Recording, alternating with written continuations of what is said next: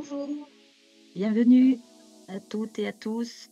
On a la chance d'accueillir Clémentine, experte label RSE, donc qui voilà, se présentera dans un petit moment et surtout viendra répondre à toutes les questions un petit peu précises que vous pourriez avoir. Constance va juste faire une petite précision, ça c'est le côté RGPD, je crois, qui va intervenir, donc je lui laisse prendre la parole. Sachez que ce webinaire va être enregistré. Donc nous vous demandons soit de couper les caméras si vous ne voulez pas que l'on vous voit, ou alors si vous mettez vos caméras, ça veut dire que vous acceptez potentiellement du coup d'être vu sur cette visio-là. Voilà. Merci beaucoup et bon webinaire. Merci beaucoup Constance. Allez, c'est parti. Le sujet, c'est est-ce qu'une entreprise labellisée RSE est effectivement responsable et engagée durablement? Oui. Donc ça, c'est une grosse question. Il y a de plus en plus d'articles qui sortent sur le sujet, à savoir est-ce que le label RSE est gage de bonnes pratiques et peut rassurer les professionnels comme les consommateurs et les citoyens. Puisqu'il y a de plus en plus de labels RSE qui apparaissent, il y a de gros enjeux qui arrivent. On demande aux entreprises d'être de plus en plus responsables, mais à côté de ça, on va voir qu'il y a certains chiffres. Il y a beaucoup, beaucoup de méfiance, de défiance de la part de citoyens, de la société civile vis-à-vis des labels RSE et parfois à juste titre. Donc aujourd'hui, on est là pour répondre à cette question. Il y a notamment un contexte aussi d'actualité avec la COP28. Mais donc on va traiter, qui va expliquer tout ça. Et puis on va expliquer que le partenariat que Rate Company a fait avec, la nouvelle école, donc Climate Climate Factory. Factory, voilà, du MEDEF et on pourra comprendre davantage l'intérêt d'avoir un label RSE pertinent. On va donner le cadre de la CSRD qui est une nouvelle réglementation, alors qui prend un petit peu de temps à mettre en place. Mais c'est important de connaître les labels RSE, les bons labels RSE, les bonnes pratiques pour effectivement produire les meilleurs, rapports extra-financiers dans le cadre de la CSRD pour les entreprises qui sont concernées. Et puis il y a un contexte, juste pour les curieux, il y a quand même un contexte, particulier dont on va parler, mais est-ce que tu voudrais, peut-être, ou par rapport au contexte actuel, est-ce qu'il y a des suggestions? Moi, je sais que je suis une ancienne journaliste et donc du coup, là, au niveau de la COP28, suite à Dubaï, suite à la COP27 en Égypte, il y a beaucoup de voix qui se font entendre, il y a une manifestation qui s'organise. Parce que c'est quand même surprenant, d'avoir le président émirati de la COP28 qui est, Sultan Al Jaber, qui est aussi le patron, de la compagnie pétrolière nationale ADNOC. Coca-Cola était le sponsor officiel de la COP27, donc on se demande, si cette histoire de développement durable, de transition, de RSE n'est pas, repris quelque part avec, un peu de cynisme ou voire des mauvaises intentions.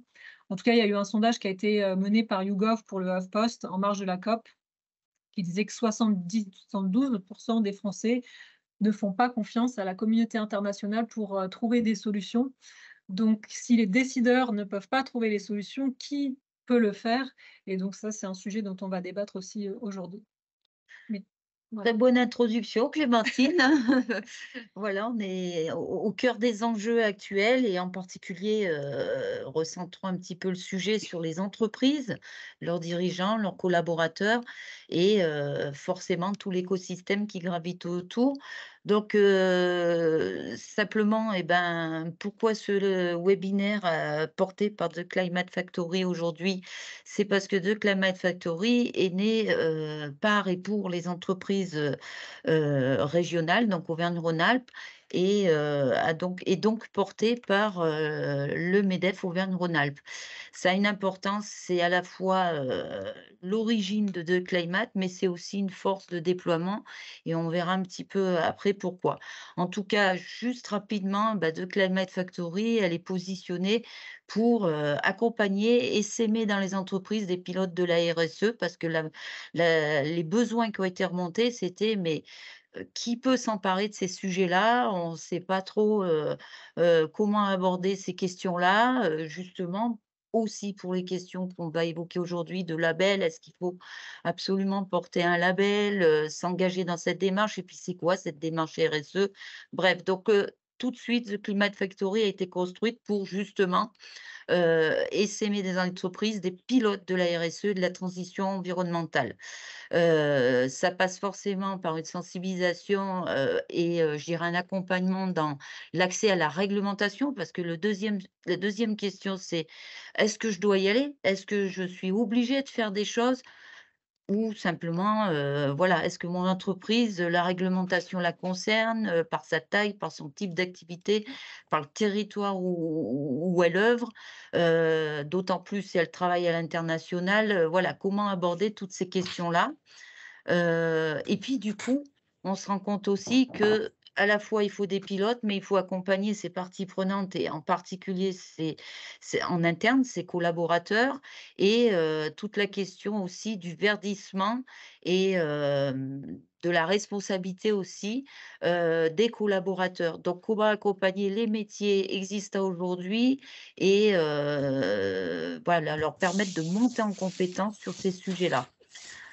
Voilà, donc The Climate Factory, par rapport à toutes ces questions, est né, hein, et est sorti, et a pris le jour Elle est et sortie il y a peu de temps, c'est ça? ouais, il y a quelques mois, elle est du printemps dernier et on va voir un petit peu, bah, justement ce que je disais, le MEDEF Auvergne-Rhône-Alpes, qu'est-ce qu'il apporte, aussi? C'est qu'il est construit autour enfin, The Climate Factory a été construite à partir d'un consortium, ça c'est important aussi de le préciser. C'est que, voilà, il y a 15 grandes entreprises, partenaires majeurs, du MEDEF Auvergne-Rhône-Alpes qui, voilà, relevant toutes ces questions, et cet intérêt pour ces sujets, a accompagné le MEDEF et a impulsé le MEDEF à passer le cran au-dessus et à créer cette école, et à accompagner pas à pas dans la construction des projets pédagogiques, que nous essayons de déployer aujourd'hui.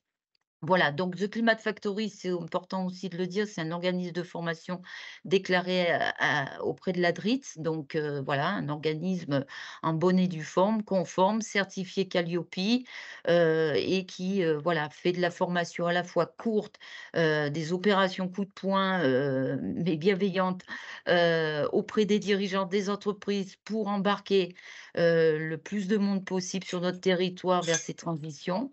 Et puis en parallèle, de manière plus pérenne, va produire, à moyen terme, des ambassadeurs, des pilotes de la RSE au travers de formations, par l'alternance. La force, donc c'est ce que je disais, de Climate Factory, c'est, d'être, porté par le MEDEF Auvergne-Rhône-Alpes, donc une connexion directe aux entreprises qui répond, forcément enfin qui est à l'écoute forcément des besoins de nos entreprises locales, mais forcément aussi regarder co-construction, co-développement. C'est-à-dire qu'on n'a pas la réponse magique à The Climate Factory.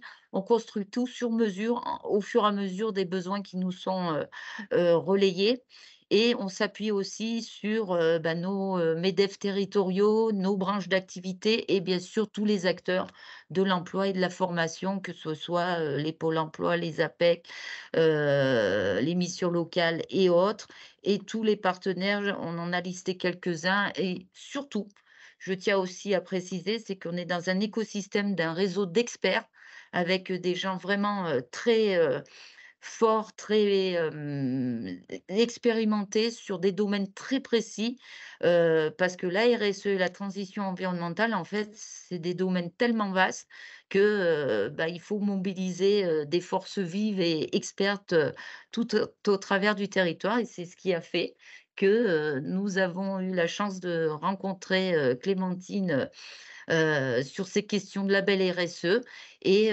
bah, on s'est dit qu'on avait peut-être, intérêt à partager, cette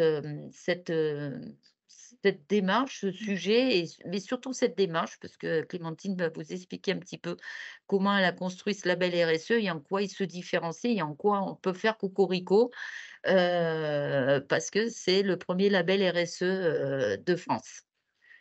Officielle en France. Mais en tout cas, merci beaucoup pour, cette occasion de présenter, Rate Company. C'est vrai que le MEDEF Auvergne-Rhône-Alpes est particulièrement dynamique, là, on me l'a dit, au niveau du territoire national puisque Rate Company travaille au niveau du territoire national Et il y a un bon exemple au niveau du MEDEF Auvergne-Rhône-Alpes sur toutes ces questions-là, l'accompagnement des entreprises et la volonté d'apporter des solutions qui soient vraiment concrètes. Hem et nous, c'est là-dedans qu'on s'est inscrit, qu'on a inscrit donc notre, la construction de notre partenariat, donc qui est, Rate Company. Donc nous, on a lancé ça en 2015. Rate Company, on était 4 associés, avec un passé, international. On va en parler, bientôt, mais en soi, en 2015, quand on a lancé le concept de Rate Company qui était de faire évaluer la RSE par les parties prenantes, quand je présentais ça, j'avais l'impression de parler chinois autour de moi. Absolument. Personne ne savait ce que c'était que la RSE, responsabilité sociétale des entreprises, qu'est-ce que ça veut dire? Partie prenante, encore moins. Et quand je disais: «Bah, voilà, nous, on a basé notre référentiel sur l'ISO 26000 qui est une référence depuis 2010 en matière de RSE, sur, l'ISO 20400 sur les achats responsables et sur les objectifs de développement durable de l'ONU». Il y a quand même 17 objectifs de développement durable, depuis 2015. Tout le monde, pensait qu'il y avait pas de demande, il y avait pas d'intérêt, en fait, sur ces sujets-là. Donc du coup, ça a été un début un peu chaotique et puis depuis 2019, toute la question a pris son sens et on a une réglementation qui pousse aux fesses, on le voit, on va le voir, et qui se durcit amplement parce qu'il y a pas eu de mesures prises par les entreprises concrètement et là, d'un seul coup, on est obligé de rattraper le retard. D'accord.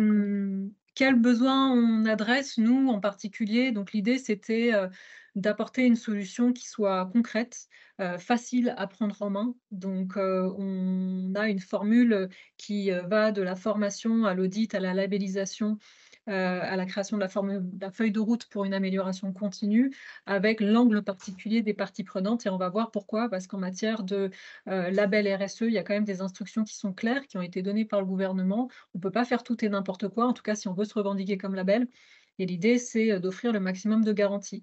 Donc nous, il n'était pas question que, on audite, on labellise nous-mêmes et qu'on donne la chance et ça c'était quelque chose qui n'existait pas et quand on l'a lancé en 2015, on entendait souvent: «Mais il est hors de question que mes clients m'évaluent sur, mon impact environnemental, il est hors de question que mes fournisseurs m'évaluent sur mes délais de paiement». On avait vraiment beaucoup de réticence à se faire, évaluer par, son entourage professionnel. Maintenant, de moins en moins, en fait et surtout parce que c'est poussé par la réglementation. À l'époque, c'était compliqué. Mais on va voir que, derrière l'évaluation, l'idée, c'est l'amélioration. L'amélioration continue, il ne faut pas le prendre Mmh. personnellement. Il faut se dire que c'est une chance de faire, d'innover, de créer de nouveaux processus et surtout de réengager, de refédérer autour de la marque, sauf chose qu'on a tendance à voir s'amoindrir avec le temps. On a des très grandes marques qui perdent en popularité et les jeunes diplômés ne veulent plus travailler pour ces grosses maisons. Donc il faut retrouver le principe de l'engagement et d'amour pour les marques quelque part, qui n'est plus du tout le cas aujourd'hui. Donc nous, on ne veut pas là, à l'heure actuelle, on a tendance à avoir des cabinets qui compliquent les choses, pour avoir l'image du sachant.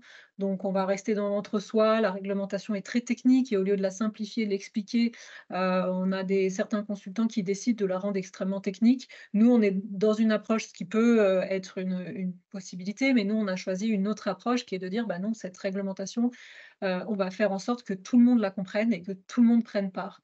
C'est L'accessibilité, hein. exactement. Tout le monde s'engage, tout le monde soit concerné par ces enjeux, donc c'est avec des gouttes qu'on forme un océan, et c'est comme ça qu'on veut travailler. Donc en gros, on apprend aux dirigeants à comprendre le langage, à maîtriser ce langage technique de la RSE et on lui apprend à l'enseigner en retour à ses parties prenantes pour que tout le monde parle la même langue. Donc ça va permettre quelque chose d'important, notamment par rapport à la CSRD, cette nouvelle réglementation. C'est que d'une part, la CSRD demande la consultation des parties prenantes, mais aussi oblige à la double matérialité, ce qu'on appelle la double matérialité, ce que je vais expliquer un peu plus tard, et demande de revoir l'impact sur la chaîne de valeur. Et la chaîne de valeur, c'est aussi une notion que je vais expliquer, mais si on n'engage pas l'ensemble de ces parties prenantes dans ce dispositif, on n'aura jamais de changement sur cette fameuse chaîne de valeur.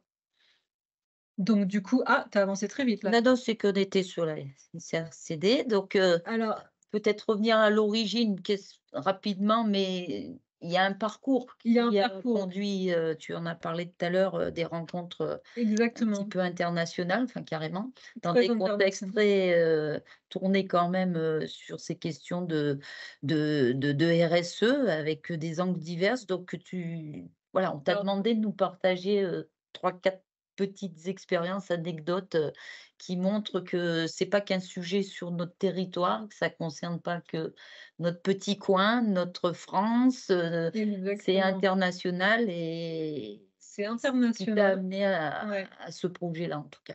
Depuis, 2010-2012 exactement, puisque du coup je travaillais pour une agence d'intelligence économique, en britannique à l'époque, donc qui est rattachée à l'université d'Oxford. Donc je me suis fait former sur les sujets de la RSE dès 2012. C'est comme ça que j'ai eu l'idée en 2015. Mais je suis une ancienne journaliste effectivement pour la presse anglo-saxonne, pour des très gros médias anglo-saxons et dépêchée sur le terrain pendant, 6 mois pour rencontrer, le who's who, donc les 100 décideurs, que ce soit du côté public ou du côté privé, les grands dirigeants des multinationales, notamment sur place, pour faire des interviews et pour présenter en gros l'actualité économique d'un pays. Et c'était toujours compliqué à l'époque quand on interviewe le PDG d'une grosse multinationale. La seule chose, comme on représente un gros média, Financial Times, Wall Street Journal, on représente un gros média, donc ils voulaient mettre en avant ces initiatives positives en disant: «Moi, j'ai signé un chèque de 10 000 € pour telle école. Moi, j'ai créé 300 emplois». À côté de ça, on était approchés par des ONG, par des associations locales qui disaient: «Mais l'impact de la création d'emplois est misérable. Les gens doivent dormir à l'usine, ils déversent, la pollution dans notre rivière, on ne peut plus consommer l'eau». Donc c'était très difficile pour moi de me faire une idée sur, le bien-fondé de ce développement économique. En tant que journaliste, on a un principe d'éthique, hein, comme certains corps de métier.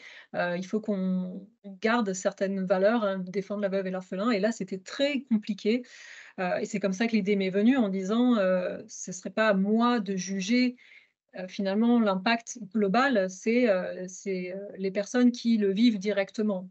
Donc s'ils avaient l'outil, depuis leur téléphone portable, depuis un ordinateur pour évaluer l'impact, d'une entreprise, on aurait une meilleure visibilité sur finalement l'équilibre de la balance, par rapport à l'image qui est renvoyée dans les médias ou par rapport surtout au marketing. Là, on a tendance à avoir des départements marketing qui bombardent, mais les gens ne sont pas dupes. Avec les réseaux sociaux, tout s'équilibre et de plus en plus aujourd'hui. Mais du coup, ça donne du cynisme. Et là, effectivement, je vais repartager certaines photos puisque je continue à partir sur le terrain, de loin en loin. On me le demande, après, voilà, plus d'une dizaine d'années à faire ce métier-là, on me demande de faire certains sujets. Je me suis spécialisée dans des sujets de développement durable. Donc j'ai eu la chance de rencontrer le président Rasol qui vient d'être élu à Madagascar, donc qui est en haut à gauche, sur des sujets notamment l'agriculture, donc la vanille, hein, c'est un gros exportateur de vanille, sur la pêche durable, on connaît peut-être les crevettes de Madagascar, et donc l'acidité des océans joue sur la production. Eux, pour eux, ça représente un vrai impact sur leur PIB et évidemment la préservation de la biodiversité puisque Madagascar, on a l'image de cet animé où, on a une faune et une flore qui sont absolument incroyables, et de voir que ça pourrait potentiellement être détruit par des sites de production ou par une pollution, c'est dommage. Donc voilà, ce sont des sujets qu'on a abordés pendant quelques heures. Il y a aussi l'exemple de Mia Mottley, qui est la première ministre, qui est incroyable, qui avait fait un discours en 2018 qui m'avait énormément émue, aux Nations unies, en disant que, par rapport au comportement des pays développés, donc les États-Unis, l'Europe, eux risquaient de perdre leur pays puisque la Barbade est, à quelques mètres au-dessus du niveau de la mer, c'est dans les Caraïbes et tous ces pays-là dans lesquels les Européens et les Américains aiment passer leurs vacances, dans un contexte ultra luxueux, finalement, ils sont en proie directe aux mauvaises pratiques.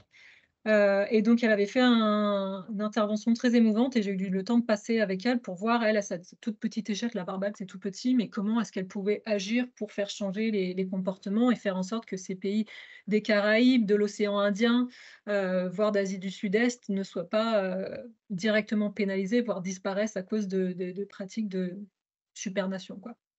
Après, un autre enjeu, c'est Nicole Pachignan qui est Premier ministre réélu. On en entend parler en ce moment dans la presse. Il a rencontré Macron il y a quelques jours, et je l'ai rencontré notamment dans le cadre de l'autonomie énergétique, puisqu'ils ont une situation avec l'Azerbaïdjan.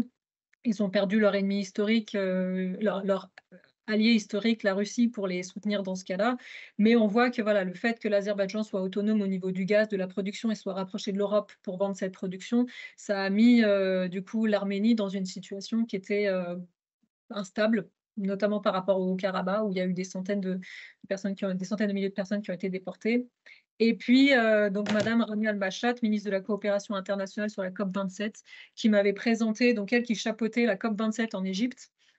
C'est une ministre égyptienne qui m'avait parlé longuement du coup des gros projets de développement en Égypte, et ça, c'est quelque chose qui est incroyable, c'est que tous les pays émergents, on rattrape leur retard, au niveau du développement durable beaucoup plus rapidement que les pays européens. Parce que la réglementation, le cadre réglementaire est beaucoup plus souple, parce que, dans la culture, l'éducation, on a tendance à avoir hérité du modèle anglo-saxon qui est très flexible, et donc du coup, ils s'adaptent, ils créent, ils innovent, ils lèvent des investissements et ils arrivent. Il y a des méga projets en Égypte qui sont impressionnants, comme l'Inde dernièrement. L'Inde a L'innovation, ouais. oui, à innover de façon incroyable, là où nous, c'est plus compliqué parce qu'on traîne un passif, réglementaire, culturel qui est plus difficile à faire changer, quoi. Merci en tout cas pour ce témoignage et en plus, bah, voilà, c'est ce que je disais, on voit vraiment, que ces sujets, vous voyez, sont portés, par des grandes personnalités, mais finalement, bah, ça nous rejoint nous, en tant que citoyens, en tant que professionnels. Donc ça permet aussi, voilà, ça a nourri toute cette construction aussi de ce projet de label RSE qui fait qu'aujourd'hui, il a une assise ce label RSE. Alors, pour moi, ça fait plus de 10 ans que j'entends les personnalités que je rencontre, elles ne parlent que de RSE. C'est pour ça, mais 15 ans même maintenant, elles ne parlent que de RSE. C'est pour ça que j'étais surprise en 2015 quand j'ai lancé ça, d'arriver et qu'on me dise: «Mais qu'est-ce que c'est? Ça marchera jamais, quoi». Mais parce que voilà, c'est un cercle de décideurs, et là, c'est en train d'arriver. Il y a l'entre-soi au départ sur le décideur, et puis là, c'est en train de ruisseler. Comme la CSRD va faire en sorte que, les mesures ruissellent même sur les petites entreprises finalement. Donc ça arrive très rapidement. Hem, oui, sur la formule, donc le fil conducteur, nous, on a effectivement cette, formation, de op des dirigeants au sujet de la RSE, et notamment l'approche par les parties prenantes. Ensuite, on a le fameux label RSE, note attribuée par les parties prenantes, qui est le premier label RSE officiel parce qu'on a suivi stricto sensu les recommandations qui ont été données au gouvernement et la réglementation, puisque oui, il y a une réglementation en vigueur depuis 2019 pour les labels. Aucun label RSE ne l'a suivi, ce qui nous a surpris. Mais voilà, il y a un cadre quand même pour éviter que ça déborde. Et derrière, voilà, ce label est RSE, donc note attribuée par les parties prenantes, c'est une note, au 10e près, donc on peut avoir 3,41 sur 5. C'est une note sur 5 avec des étoiles. On a repris le principe de la notation en ligne. Va faire qu'on a énormément de granularité sur la notation, donc on sait mesurer sur, plus de 80 critères l'amélioration des résultats, et la note générale, on voit qu'elle s'améliore. En tout cas, c'est le but, c'est qu'elle s'améliore, que les parties prenantes, donnent une meilleure note à ces critères avec le temps.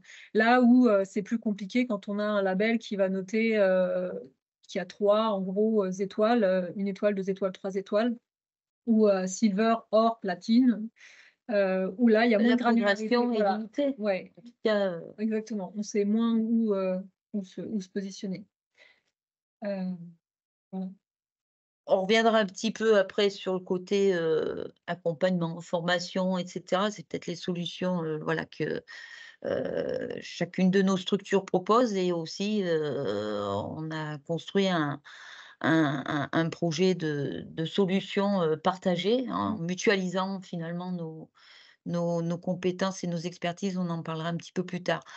Donc, merci Clémentine, hein, pour cette origine, hein, de Rate Company et de ce label.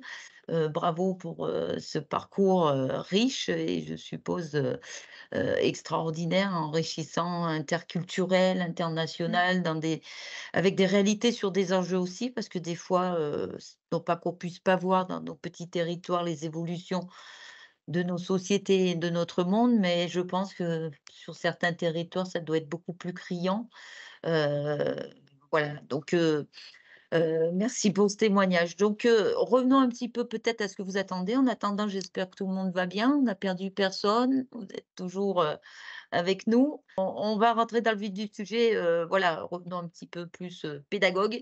Le cadre réglementaire, 2 éléments essentiels, hein, qui posent ces questions de la RSE, mais surtout Donc, à quoi répond un label RSE, en tout cas celui qui a été construit par Red de Compagnie? C'est voilà, de s'engager par rapport aux questions de la loi Pacte de 2019 et surtout, le gros mot du moment, la CSRD, dont Ouais. tout le monde parle depuis quelques semaines. Il faut savoir que du coup, la réglementation date pas d'hier. La RSE, ça il y a un peu un phénomène, dont tout le monde parle en ce moment, mais on a quand même la loi NRE en 2001. On a la loi Grenelle 2 en 2010 qui va concerner certains secteurs d'activité, le bâtiment, le transport, la santé. On a la LTECV en 2015, qui est la loi relative à la transition énergétique pour la croissance verte, qui va notamment, hem, réglementer sur le gaspillage alimentaire.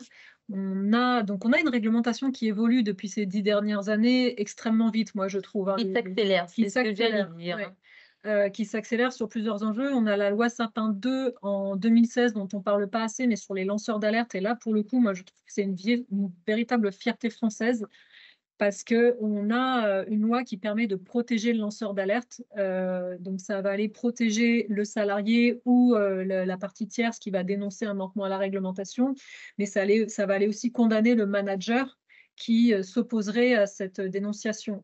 Donc c'est important pour notre pays parce qu'on a la chance, nous, d'avoir ce cadre-là. Parce qu'on voit qu'on a quand même beaucoup de mauvaises pratiques et on compte un peu sur la société civile pour, faire office d'arbitre, pour, mettre un peu d'ordre dans tout ça, que ce soit aux États-Unis ou dans d'autres pays, hein. Il faut que les citoyens deviennent des vigilantes et interviennent dans tous ces mécanismes. Mais aux États-Unis, pour le coup, ils n'ont pas cette protection, donc c'est extrêmement grave. On a des grands lanceurs d'alerte comme Snowden qui le vivent, très mal. On en a des milliers et c'est compliqué. Nous, on a la loi Sapin 2 qui protège quand même énormément et qui est pas assez, mise en place. On a la loi sur le devoir de vigilance en 2017. 2017, ouais. Voilà, qui impose, aux sociétés, de plus de 5 000 salariés en France et 10 000 salariés dans le monde d'avoir en soi les mêmes, ambitions en termes de bonnes pratiques, auprès des filiales ou des entreprises auxquelles elles font appel que sur leur siège. Donc ça, c'est important. La loi Pacte, donc la loi Pacte qui a créé, le statut de société à mission et la raison d'être, mais pareil, qui est pas exploité à son potentiel maximum, qui a changé le code civil pour que alors ça, c'est la citation: «Toutes les entreprises, doivent prendre en considération les enjeux sociaux et environnementaux dans la gestion de leurs activités».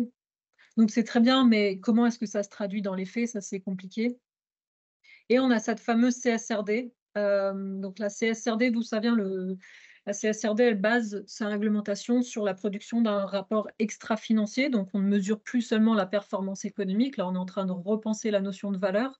On va aller, mesurer l'impact social, environnemental et de gouvernance, et d'où est-ce que vient ce principe des rapports? Alors à l'origine, ça viendrait, de la crise des grosses affaires comme Enron ou Parmalat, qui avaient mis des milliers de salariés à la rue à cause de mauvaise gestion et de problèmes de gouvernance.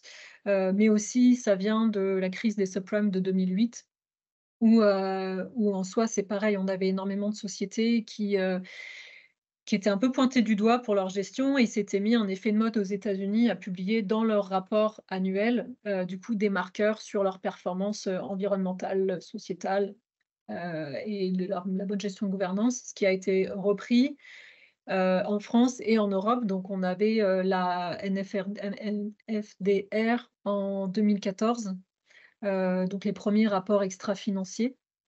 Qui ont mais le problème, donc ça a été dénoncé, enfin dénoncé, en tout cas, commenté par le Haut Comité juridique de la place financière de Paris, par un certain nombre d'institutions juridiques, qui était de dire: «Il y a pas de méthodologie, il y a pas de connaissances, on ça pas l'information dans ces rapports extra-financiers part un peu dans tous les sens, c'est souvent juste de la conformité au cadre réglementaire, donc en soi, il y a pas l'impact escompté». L'idée de cette, réglementation, c'était, d'aller au-delà du cadre réglementaire. Donc c'était pour les entreprises le moyen de dire: «On est sincèrement engagé dans le développement et voilà nos initiatives». Là, bizarrement, c'était devenu un peu un fourre-tout, un peu insipide, sans saveur, et avec de gros problèmes de méthodologie, des gros problèmes de compréhension.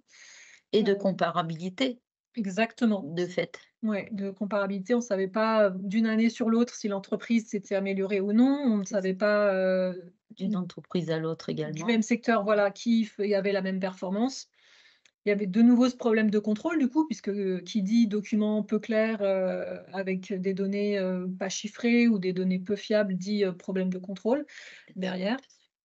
Et il y avait clairement un manque d'engagement sur, tout ce qui était innovation sur les sujets de RSE. Et donc là, on a la CSRD qui est arrivée, donc qui est une réglementation de 2023. Le problème, c'est que donc on a défini, c'est l'EFRAG qui s'occupe de ça, qui a défini les 12 normes, mais qui souhaite adresser le problème de la méthodologie, qui souhaite adresser le problème de l'impact et de l'amélioration continue. Et ils sont toujours en train d'étudier l'application, donc les fameuses normes qui vont servir, à organiser ces déclarations extra-financières. Donc ça a été un petit peu repoussé.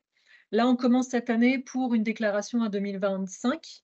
Mais en soi, il faut savoir que, donc du coup, ça va adresser les entreprises, ça adresse les premières, ça vient graduellement.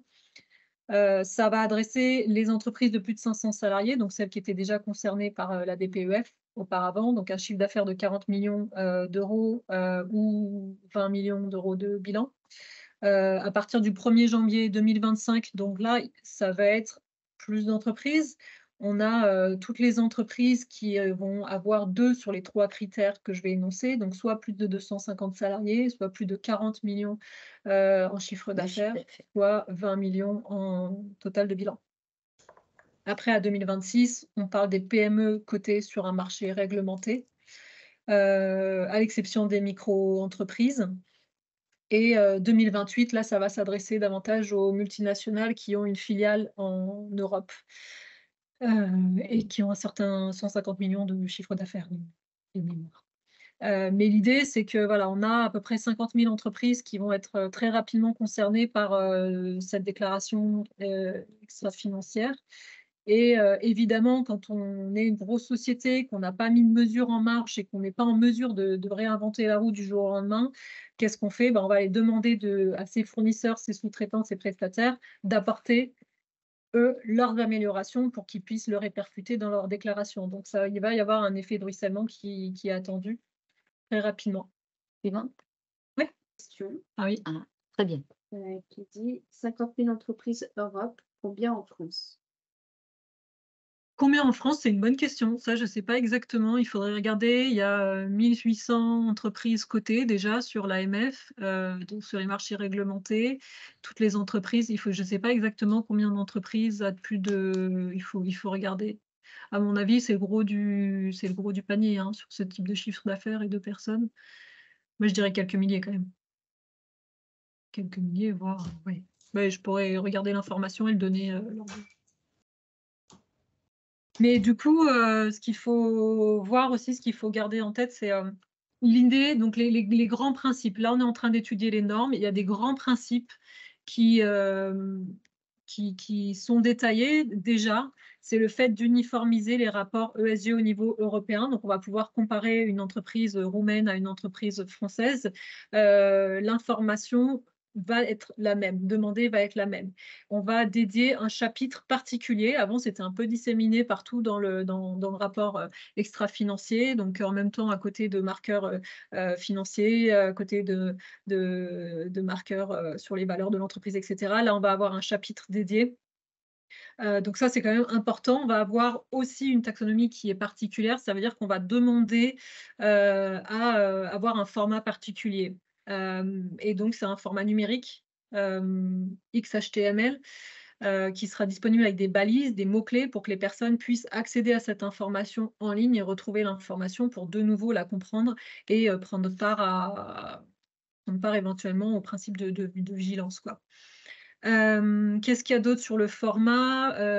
Il y aura des informations, donc il va falloir, collecter des informations fiables, précises, complètes. Donc là, c'est, de nouveau attention, on avait des entreprises qui avaient tendance à déformer un peu la réalité sur, l'augmentation des températures, sur l'impact, de la biodiversité et cetera. Là, on va demander pour la rédaction de ce rapport, de se baser sur des données scientifiques avérées par les États. Donc on va plus pouvoir mettre au doigt mouillé, «Oui, bah, nous, on a amélioré, je sais pas, notre production de temps, mais parce que, la rivière est polluée de temps. Non, là, la rivière, la pollution de la rivière, il va falloir qu'elle soit basée ou les chiffres d'augmentation des températures soient basés sur des rapports officiels émis par, l'État. Donc en théorie, cette Donc base de données justifier en fait, on est moins déclaratif, on est beaucoup plus maintenant dans dans le l'analyse justificatif. scientifique, ouais, il va ça se professionnalise en fait maintenant.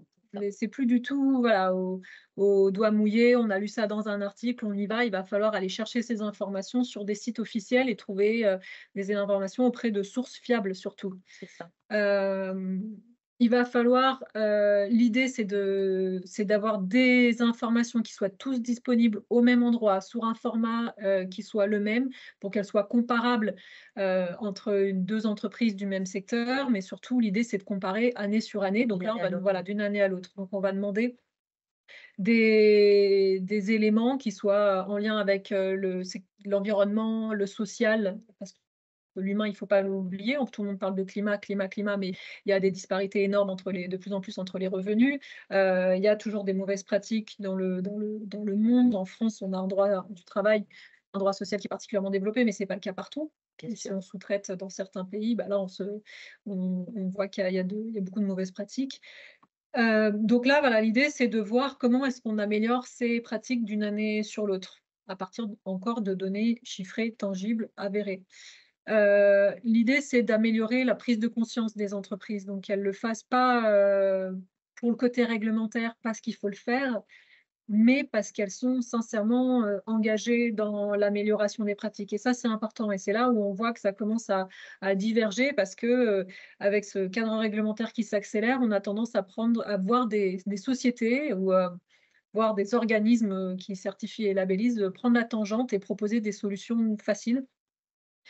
Mais là, la CSRD, l'idée, c'est non, c'est de faire les choses de façon avérée. On va pas écrire son rapport, extra-financier avec des faux documents, des faux chiffres et puis pour, s'en laver les mains. Il va falloir vraiment prouver que la démarche est sincère et qu'il y a un véritable impact. Et puis enfin, du coup, l'idée, c'est d'augmenter le nombre d'entreprises concernées parce qu'il y a ces 50 000 entreprises qui seront concernées à terme en Europe, et c'est Quelques plusieurs milliers millions. en France. Mais évidemment, ça va bien entendu, ça va se répercuter sur tous les fournisseurs, sous-traitants et cetera, quoi.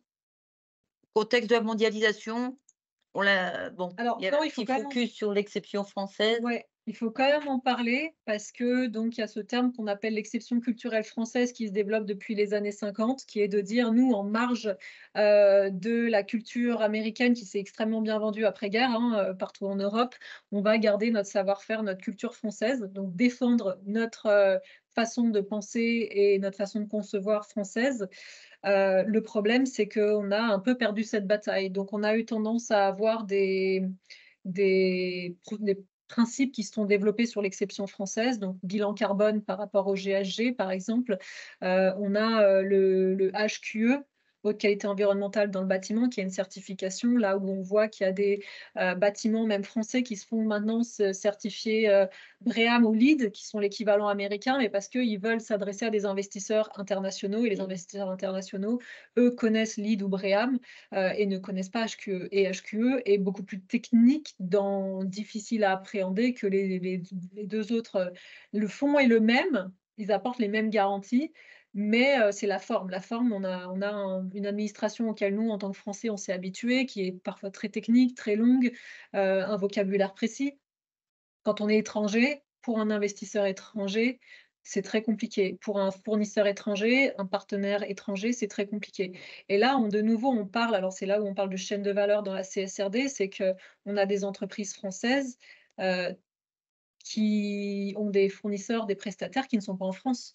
Et donc, si on va aller chercher l'information, il faut que ces personnes comprennent la méthodologie, en fait. Et donc là, on arrive un peu, et en particulier avec la CSRD, à l'épuisement de l'exception française. C'est que là, on est obligé de se rendre. On a une méthodologie qui est européenne. On ne peut plus imposer notre modèle. On est là, c'est l'Europe qui nous impose un modèle, et donc ce modèle est imposé en concertation avec différentes cultures, différents pays, parfois pour des bonnes raisons, parfois c'est moins évident. Mais donc du coup, voilà, il faut prendre ça en considération. On ne peut plus aller chercher une solution qui soit. Pardon, il y a des Une questions? question. Ah. Alors il y a écrit: «Seul label RSE, quelles sont les différences avec Lucie, B Corp, EcoVadis?» OK. Alors, nous, Lucie, ils vont labelliser sur une feuille de route. Donc il y a un accompagnement, une formation où, un dirigeant et son équipe vont être formés à la RSE et ils vont, mettre en place une feuille de route avec, le formateur. Donc la feuille de route, ça va être de dire, «Nous, on va baisser nos émissions carbone, nous, on va, recruter plus de personnes en situation de handicap» et Lucie labellise sur cette feuille de route, pas sur des choses avérées, sur cette feuille de route et à l'issue des 3 ans, si la feuille de route n'a pas été respectée, on retire le label. Donc, il y a à peu près un tiers des entreprises qui se voient retirer le label Lucie parce qu'ils n'ont pas, respecté la feuille de route sur laquelle ils s'étaient engagés. B Corp. B Corp, c'est donc un label américain. Pour moi, j'aime l'approche B Corp parce que leur référentiel est public et là, on va le voir sur les principes qu'on va détailler derrière. Donc B Corp, on sait sur quoi ils ont évalué. En revanche, c'est du déclaratif. Donc ça veut dire que c'est quelqu'un qui va aller, déclarer. Donc c'est bien quand on a quelqu'un qui est extrêmement sincère et honnête dans sa démarche, qui veut s'évaluer, mais on sait qu'avec les enjeux économiques, il y en a qui ont tendance à tricher. Donc ils vont s'auto-évaluer sur des critères, et donner ou non certains documents à B Corp pour finaliser la labellisation. EcoVadis, c'est une, plateforme sur lequel on va aller s'inscrire, une plateforme fermée, donc on n'a pas accès au référentiel. Le dirigeant ou la personne en charge de la labellisation RSE est seul à avoir accès aux critères qui vont être évalués, et il va apporter la preuve en téléchargeant des documents. Des documents qui peuvent être des déclarations parfois sur l'honneur. Donc c'est pareil, si on est bien intentionné, très bien, mais en revanche, il y a un gros marché du faux document, ai-je appris sur ce type de labellisation, donc ça peut être compliqué de nouveau quand on a des enjeux économiques. On a parfois des personnes mal intentionnées, quoi. Mais on va en parler derrière parce que tout ça, c'est des principes c'est ce qu'on appelle le principe de garantie qui a été Je pense discuté. qu'on va aller à la D'accord. slide en question, je l'ai mise. Tu l'as mise? Et ouais, parce que OK. je pense qu'on est bien dans le voilà, c'est le sujet et les questions qui arrivent là. Du coup, il faut savoir que en fait, il y a une jungle des labels. Il y a eu un laisser-faire parce que le label, bio dans les années 60 a connu un très grand succès. Il a perdu en substance depuis qu'il s'est justement harmonisé au niveau européen. Mais on a eu aussi, lancé par l'INAO, l'AOC, l'appellation d'origine contrôlée sur les vins qui a cartonné. Absolument cartonné et donc là, à partir des années 60, on a la France qui a fait un laisser-faire au niveau des labels en disant: «Bah, puisque c'est bon pour l'économie, autant que ça se lance». Le problème, c'est que de nouveau, comme le consommateur a tendance à choisir des produits labellisés parce qu'il pense que le produit est C'est plus rassurant. qualitatif, c'est rassurant, il y a eu des très gros enjeux financiers et il y a eu, la naissance de mauvaises pratiques. Donc aujourd'hui, à l'heure actuelle, il y a plus de 400 labels qui existent. Donc il y a une réglementation qui est apparue en 2019 en 10 ans, donc c'est la réglementation sur la marque de garantie ou la marque collective, donc l'article L 715-1 à L 715-5 du Code de la propriété intellectuelle et article 7 de l'ordonnance 2019-1169 du 13 novembre 2019. Vous pouvez aller regarder en ligne sur le site Légifrance. C'est une réglementation qui existe et qui oblige toutes les labels à déposer un règlement d'usage. Ce règlement d'usage, ils en sont responsables. Ce règlement d'usage va détailler la méthodologie, le référentiel, la façon dont le label est attribué pour donner ce qu'on appelle le principe de garantie. Le problème, et c'est là où c'est compliqué, c'est qu'aucun des grands labels qui ont été mentionnés ne s'est mis en conformité avec cette réglementation. Donc ils sont ce qu'on appelle des marques. Il reste des marques comme, Coca-Cola, comme, marque élu produit de l'année et cetera. À aucun moment on ne retrouve ce fameux, règlement d'usage qui va donner transparent, publié, c'est public, hein, le règlement d'usage est public, ce qui fait que n'importe quelle personne peut aller dénoncer bah, les mauvaises pratiques. Si moi, dans mon label, je labellise et que quelqu'un se rend compte que je n'ai pas respecté mon règlement d'usage, j'en suis responsable. Là, pour eux, c'est compliqué. Ils avaient 1 an pour se mettre en conformité, ça n'a pas été le cas, donc c'est pour ça que le label RSE, note attribuée par les parties prenantes, est le premier label RSE officiel en France. La méthodologie a été longuement réfléchie, on s'est basé sur les recommandations qui sont données au gouvernement et on va parler dans un instant, pour offrir le maximum de garanties aux professionnels et aux utilisateurs. Et donc on a d'autres labels qui sont, qui ont déposé, hein, donc Origine France Garantie, par exemple, a déposé son règlement d'usage, donc ils sont marque de garantie. Le label diversité, ça, c'est des labels publics, ils ont déposé leur règlement d'usage, ils sont marque de garantie. Il y en a heureusement qui ont fait les choses, correctement. Par contre, au niveau des labels RSE, malheureusement, non. Ce qui est dommage parce que quand on fait de la RSE, on est censé connaître la réglementation, d'une part, et aller au-delà. Donc ça, c'est un petit peu dommage. Donc une fois qu'on a dit ça, on voit qu'il y a ce côté réglementation qui nous oblige en tant que label à nous remettre en question, à réfléchir longuement sur l'attribution du label, comment est-ce que ça va être fait. Nous, ça a été challengé pendant 1 an par les juristes de l'INPI, donc ça a pris du temps quand même, qui sont revenus vers nous pour nous demander d'expliquer telle et telle chose. Donc c'est pas sorti d'un grand chapeau.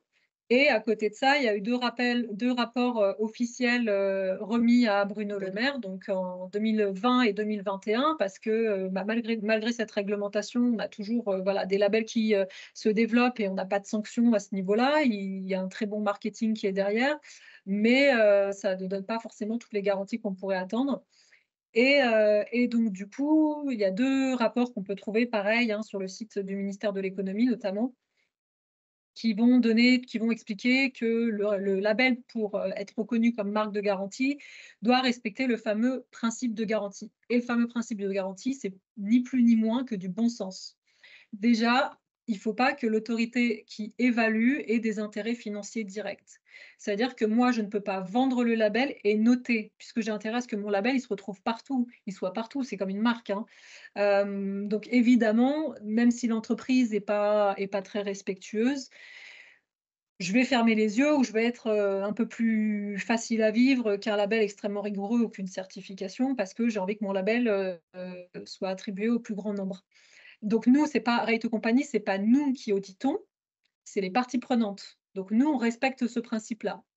On le commercialise, oui, mais on n'attribue pas nous, tout ce qu'on va garantir et ça, c'est dans le règlement d'usage, c'est la méthodologie, c'est, l'identification Oui, c'est des ce que j'allais dire, vous utilisateurs. avez construit quand même, une méthode, des outils Ouais, pour aider exactement. ces parties prenantes quand même à Ouais, pouvoir évaluer et noter de encore une fois sur des critères qui soient comparables pour exactement, l'entreprise d'une année à l'autre et comparables d'entreprise à entreprise. Donc il y exactement, a quand même une méthodologie et des outils.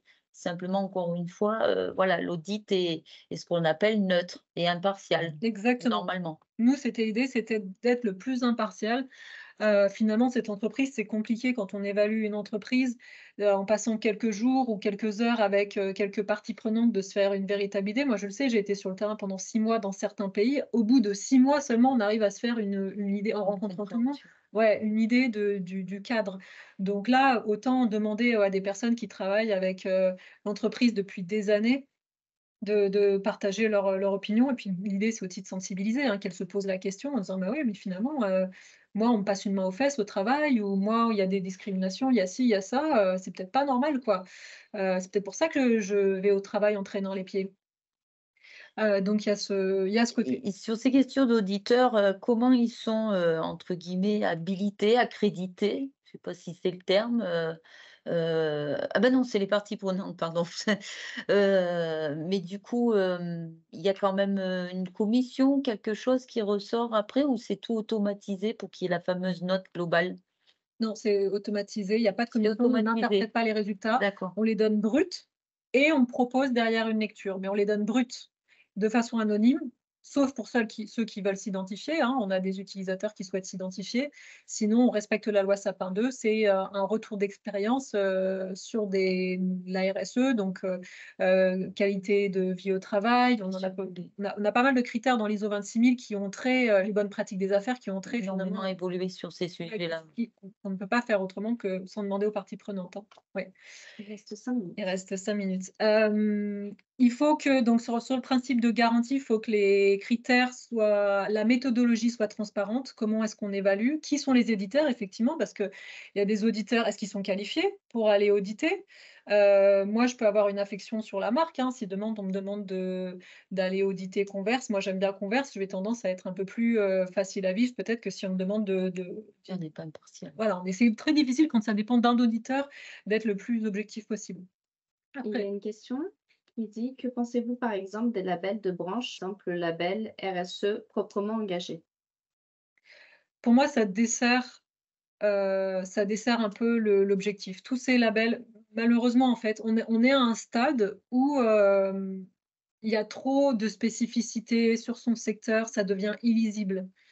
Donc on fait de la RSE, on fait de la RSE et quand on fait de la RSE, on a les 3 volets. On a le volet environnemental, on a le volet social, on a le volet économique qu'on appelle de gouvernance. Donc nous, on fait économie et gouvernance. Mais, de là à se dire, c'est pour moi, c'est une particularité, ouais, qui émerge, mais c'est pas ça dessert complètement la lecture finale parce que chaque micro-produit va avoir son label. On sait pas du coup, le consommateur va pas forcément aller, sur le label en question, à moins que ce label ait sa méthodologie publique, qu'on sache qui a audité, qu'il a respecté le principe de garantie. Si on arrive à tout retrouver en ligne en 5 minutes, why not? Et encore moins de 5 minutes. Mais là, le problème, c'est que voilà, on a souvent des labels qui font ça dans leur coin et le consommateur final ou le professionnel final, il est perdu. Donc et puis, est-ce que ces personnes sont vraiment compétentes sur le sujet de la RSE? Je ne sais pas. C'est un point d'interrogation parce qu'il y a des labels qui sont extrêmement spécifiques sur des produits, qui connaissent très bien le produit, mais ça ne veut pas dire qu'elles ont forcément la vision globale de Oui, puis en tout cas, un label, transversal comme, celui de Rate Company, il a un intérêt, c'est qu'effectivement les critères, sont les mêmes, mais de toute façon, voilà, les référentiels internationaux sont les mêmes, les ODD sont les mêmes pour tout le monde, hein, ouais, voilà. Je dirais juste qu'il faut prendre en compte que la spécificité, elle va jouer dans l'amélioration continue. Chaque entreprise a ses propres impacts et tout, c'est à elle de s'emparer de ces sujets-là et d'adapter exactement. son plan d'action en fonction de ses spécificités. Mais in fine, c'est est-ce que j'ai une véritable démarche RSE, je dirais, parlante, reconnue pour, le plus grand nombre? Moi, je trouve Voilà. que ça dessert, voilà, ces labels spécifiques, ça dessert la mission qui est d'abord comprenons ce que c'est que la RSE de façon globale. Adressons, ce que c'est que la RSE. Si vous voulez continuer à labelliser sur votre produit un aspect en particulier, faites-le, mais mettez pas RSE dedans. Enfin, laissez la Oui. RSE aux gens qui, limite, peuvent comparer des Mmh. secteurs entre les secteurs, des entreprises entre les entreprises. Hem, mais voilà, là, en tout cas, sur la présentation, j'ai mis les principes de garantie que l'État recommande, les experts qui sont intervenus pour le ministre de l'économie ont donné. Donc, il faut que les critères soient publics, que les critères soient pertinents et c'est là, voilà, sur les micro-labels comme ça, je ne suis pas sûre qu'ils soient pertinents, je ne suis pas sûre qu'ils brossent l'ensemble de la RSE. Il faut que les critères soient cohérents avec les standards reconnus à l'international et que la méthodologie aussi soit compréhensible à l'international. Nous, on a choisi la notation en ligne parce que tout le monde note dans tous les pays en ligne. On a des outils comme Booking, TripAdvisor, Google Review. Tout le monde sait, de 1 à 5, c'est facile comme tout, quoi. Après, quand on a des méthodes de calcul qui sont, extrêmement alambiquées et compliquées et nous, c'est le retour que j'ai eu par rapport à certaines certifications françaises de la part d'étrangers en disant: «Mais qu'est-ce que c'est que ça, quoi? C'est difficile, on comprend pas, oui, parce qu'un Thaïlandais va pas avoir la même façon de réfléchir qu'un Français, quoi. Et donc l'idée, c'est par rapport à la CSRD, c'est que si on a un label qui respecte tous ces principes de garantie, qui a mis en place tous ces filets quelque part, il va être directement utilisable pour sa déclaration extra-financière. Parce qu'on va avoir des données chiffrées, des données qui vont vous montrer l'amélioration ou l'évolution d'année après année, un référentiel qui est précis, public et ça, ce sont des choses qu'on va demander dans la CSRD. Donc tous ces labels, un peu, niche ou alors ce qu'on appelle les labels complaisants et les labels complaisants, c'est des labels sur lesquels les critères sont invisibles du grand public. Donc tout ce qui est plateforme en ligne où seul le dirigeant a accès aux critères, les évalue, sans qu'on sache sur quoi il a été évalué et quel est l'élément de preuve derrière. Est-ce que l'élément de preuve pour Oui, apporter tout à l'heure, la justification, quoi. et oui, La personne demande si votre référentiel est public. oui, Nous, on va en ligne, le même référentiel, on peut taper le nom d'une entreprise, sur notre base de données parce que l'idée, c'était qu'on lui donne un outil aussi pour les lanceurs d'alerte.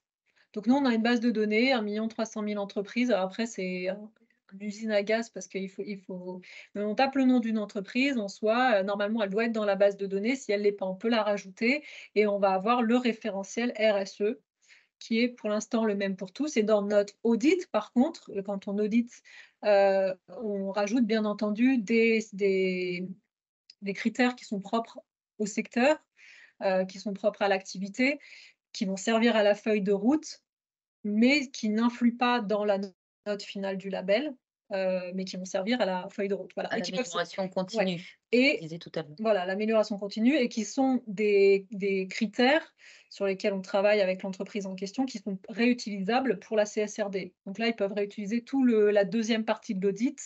Voilà, c'est utilisable, c'est scientifique, c'est une méthodologie qui Donc Clémentine, un label qui a été enregistré, enfin il y a le go quand officiellement? il faut aller sur Oui, mais data.inpi.fr. grosso modo, c'est début 2023, c'est ça, De Alors c'est quoi la question? le le go de l'INPI justement qui dit: «OK, ce label est reconnu, en France» et qui fait que voilà, c'était, 2015 ou 2023? Ah, la réglementation par rapport à ça? Oui, 2019. 2019, d'accord et combien d'entreprises à peu près, sont labellisées, notes, attribuées des parties prenantes? Alors nous, on a eu le go final en 2022. Ah, Ouais, donc c'est le récent. go 2022. Ouais, parce que ça a pris du temps. Déjà, il a Oui, fallu qu'on étudie effectivement toutes ces recommandations, qu'on étudie la réglementation, puisqu'on est labellisé, on est concerné par une et réglementation. puis l'expérimenté. Et non, il a fallu qu'on le justifie auprès des juristes de l'INPI, donc il y a eu des navettes et cetera, donc ça a été lancé en 2020, je dirais. Nous, on a tenté la notation en ligne. À l'origine, on voulait que ce soit participatif. La notation en ligne, en France, ça ne fonctionnait pas. Donc très vite, on s'est dit: «Bah, cette notation en ligne, on va la proposer aux entreprises avec un plus qui sont d'autres critères, spécifiques au secteur». Et donc le temps que ça se mette en place, nous, on a, obtenu la labellisation officielle en 2022. C'est Donc ça, c'était le sens de ma question et depuis combien d'entreprises à peu près? On a labellisé une trentaine d'entreprises et là, on a des demandes qui sont crescendo parce qu'au fur et à mesure, voilà, c'est l'approche par les parties prenantes. On a pas mal de demandes, mais y compris de pays étrangers, ce qui est Tout à fait. intéressant. Ouais. Là, on a une entreprise qui est basée en Afrique qui nous a demandé, parce qu'ils comprennent la méthodologie justement. Parce qu'elle est Elle accessible, est accessible, ouais. très bien. Alors du coup, juste une petite question. Alors comprendre, du coup, votre référentiel, c'est une auto-évaluation? Non, pas du tout. Il est donc, évalué par les parties prenantes. Donc on a tous les clients, y compris les petites sociétés, enfin les particuliers et cetera. On a tous les salariés, y compris, le plus bas salaire, dans l'usine jusqu'au plus haut cadre. On a tous les partenaires, donc souvent il y a des partenaires institutionnels, ou des partenaires dans le cadre, commercial qui peuvent évaluer, investisseurs. On a tous les fournisseurs, les sous-traitants, les prestataires. On a rajouté le profil candidat aux commerciaux quand c'est des entreprises qui ont des enjeux au niveau de l'innovation, qui ont, besoin d'avoir des fournisseurs ou, qui sont particulièrement actifs ou d'avoir des gens qui les démarchent pour des nouvelles solutions, ou alors qui ont un problème au niveau des candidats, qui était à l'origine un problème de Google d'ailleurs, hein, Alors, qui avait du coup, ma et question, les c'est, du coup, oui, du coup, ça veut dire que dans un premier temps, vous qualifiez les parties prenantes? oui. Donc, Exactement. donc Nous, on est là vous pour travaillez. qualifier les D'accord, parties prenantes et pour d'accord. éviter qu'il y ait des abus, ce qui nous est arrivé sur certaines entreprises, elles nous ont enlevé de la liste des, clients et de la liste des salariés, des personnes avec qui elles avaient une procédure judiciaire, donc des prud'hommes notamment et voilà des procédures, au niveau du TGI. Mais comme on demande dans la méthodologie à, rendre publique cette initiative, donc un mail envoyé, un affichage pour dire: «Voilà, on se fait auditer par nos parties prenantes parce qu'on est réellement engagé dans cette démarche». Ceux qui n'avaient pas été inclus dans les fichiers d'origine, se sont permis de nous contacter en disant: «Mais dites donc, c'est bizarre, Oui, oui, ils se sont manifestés. ouais, ils se sont manifestés et nous, c'est ça, hein, nous, on veut de la transparence donc on va voir l'entreprise en disant: «Bah, dites donc, déjà dans le contrat, vous êtes censés nous donner toutes vos parties prenantes», mais il y a toujours cette appréhension d'avoir Bien une sûr, mauvaise note bien sûr. Mais là, on les rassure, la mauvaise note, le label, on le remet, mais il peut y avoir la note de 1,32 sur 5, c'est à eux de l'utiliser ou pas, Mais quoi. ouais, mais du coup, la notation, par la partie prenante, je prends par exemple le cas, je vais prendre un cas par exemple de l'assureur, qui est une Mmh. partie prenante. Cet assureur, il va aller mettre une note entre 0 et 5 sur des critères factuels. Oui, alors c'est des critères qui sont issus de la li de l'ISO 26000, ISO 20400 et les ODD et d'autres critères qui ont été pensés pour la stratégie, la feuille de route de l'entreprise, donc qui vont être des critères beaucoup plus poussés sur la deuxième partie. Mais l'assureur, ça dépend. En fait, voilà, c'est quand on a fournisseur sous-traitant, de temps en temps, on nous donne, la ligne Orange, contact at Orange ou contact at EDF. Si on n'a pas négocié de contrat particulier avec, son opérateur téléphonique ou avec son, distributeur d'énergie, ça sert à rien de les mettre. Nous, il faut vraiment c'est là où c'est pertinent, c'est quand on a un dialogue avec cette partie prenante, que cette partie prenante peut aider améliorer l'entreprise, contribuer au succès de l'entreprise. Ou alors qu'elle a une relation, avec l'entreprise. Si c'est des plateformes automatiques ou des contrats automatiques, ça sert à rien de les in on peut les mettre dedans, mais personne va répondre. D'accord, OK. Mais du coup, si demain, je vais prendre un exemple de ma structure, souhaite effectivement, passer, être labellisée, concrètement, je vais avoir un courrier de ma boîte qui me dira: «Vous êtes une partie prenante et on souhaite que vous alliez mettre une note», c'est ça? Ça fonctionne comme Oui, ça? alors nous, c'est pour ça que, on arrive à avoir des tarifs qui sont absolument préférentiels par rapport à d'autres comme l'AFNOR, parce que l'AFNOR, c'est vrai qu'ils se déplacent et que ça coûte cher d'avoir un auditeur qui se déplace en structure et cetera. Nous, on passe effectivement par le numérique. Ce qui demande d'avoir mis en place un certain nombre de dispositifs au niveau numérique pour garantir la vie de l'utilisateur. Mais oui, on peut répondre, du coup, participer à l'audit depuis son bus, depuis son téléphone, depuis son ordinateur et cetera. Donc c'est pas un D'accord. courrier. OK, ça marche, merci. Mais en gros, l'idée, c'est qu'il y a une méfiance qui est grandissante, et c'est pour ça que la méthodologie du label est extrêmement importante et qu'il faut, si vous voulez vous faire labelliser, il faut regarder les principes qu'on vient d'énoncer, parce que c'est ceux qui vont vous permettre de garder la réputation de votre marque. Si demain vous vous faites labelliser par, un organisme et que derrière une association regarde et que c'est bancal, et le label va perdre en crédibilité et la société. Et là, il y a un effet boule de neige sur cette réputation qui peut être catastrophique. On a notamment le label, le label B Corp qui est remis en question, pas mal ces derniers temps. Le Financial Times a fait des articles dessus. Parce que en gros, ils ont labellisé Nespresso, on a tous suivi, hein, les capsules Nespresso. Pourtant, quand on regarde de près, quand on est convaincu par la question environnementale, on se dit: «Quelle catastrophe!» Avant, on avait la cafetière italienne où on avait son grain, on mettait son grain et il y avait pas de déchets. Là, d'un seul coup, on a ces capsules en aluminium enrobées de plastique qui sont arrivées sans solution pour les recycler, et l'énergie. Maintenant, il y a des cycles, sites de traitement pour les recycler, mais déjà, il faut les acheminer, donc en transport, Pour que le consommateur les pour que ramène. le consommateur les ramène. En transport, il y a un impact et une fois sur place, l'énergie et l'eau pour aller, déconditionner ces petites capsules.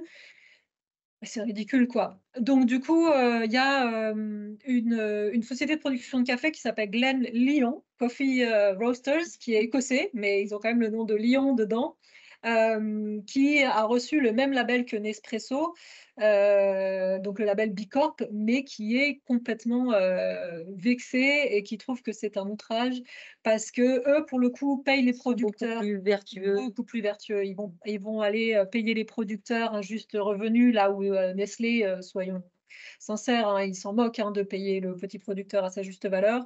Ils justement utilisent des emballages, complètement recyclables depuis des années. Ils sont particulièrement engagés auprès de leurs salariés et cetera.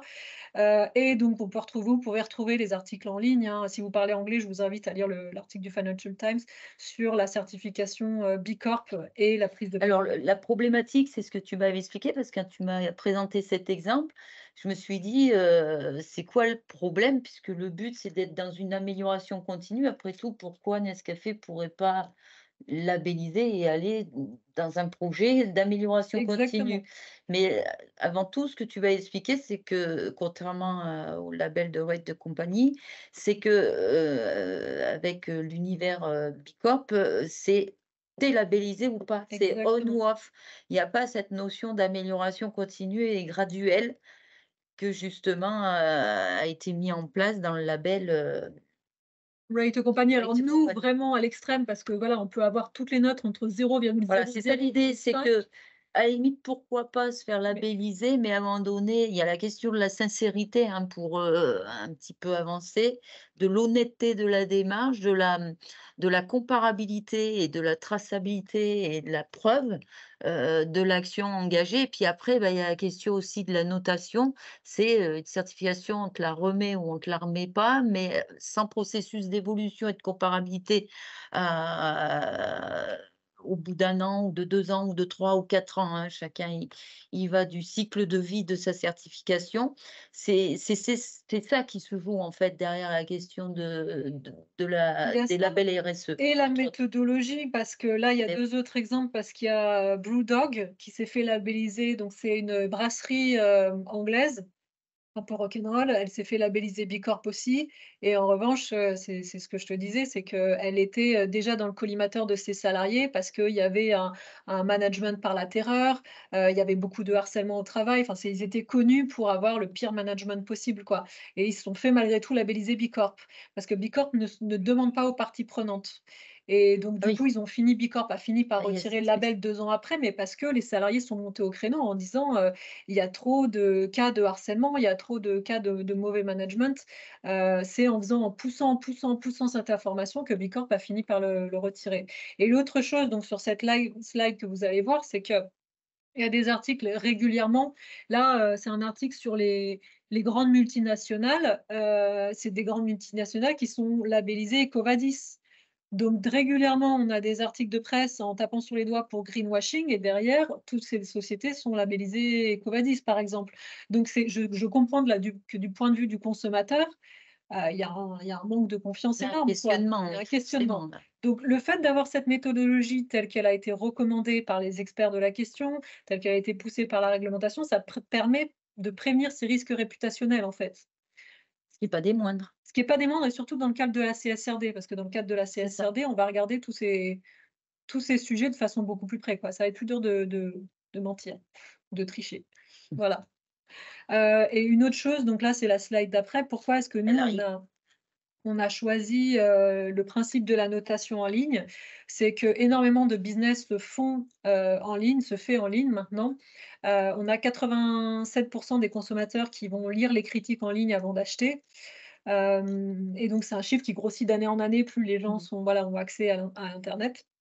Mais surtout dans ce qu'on appelle la SEO, Search Engine Optimization, donc algorithme les de résultats, classement, voilà, les de résultats de référencement. recherche sur Google.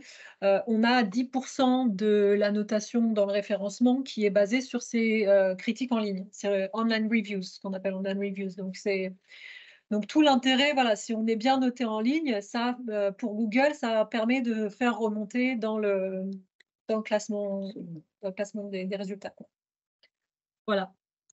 Et puis, de nouveau, c'est un principe qui est international, donc on peut le comprendre, la notation en ligne, on comprend la méthodologie, qu'on soit à Singapour, en Éthiopie ou en France, quoi. Absolument. Juste, bah, si vous avez, quelques secondes à nous accorder, on a vachement dépassé le temps. Et s'il y a encore des participants avec nous. Juste pour vous dire, voilà, donc The Climate Factory a ses propres, produits, ses propres solutions, White Company également.